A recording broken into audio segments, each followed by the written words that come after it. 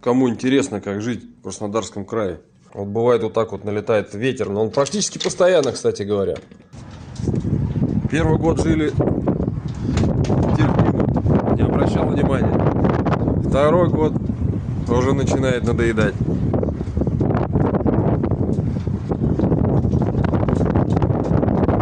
Все, солнышко, не облачко. Его включают, вентилятор, и все, и он работает, дует и дует без остановки. Все летает вообще, все летает.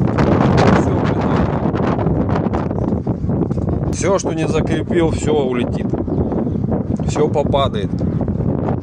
И так несколько дней.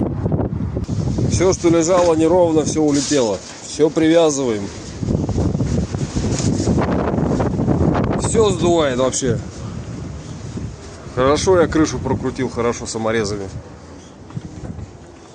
Все, что посадил, не привязал или не прижилось, не дало корней, все сдует нам. Все сдувает. И так на протяжении, если это нордост, 3, 6 или 9 дней.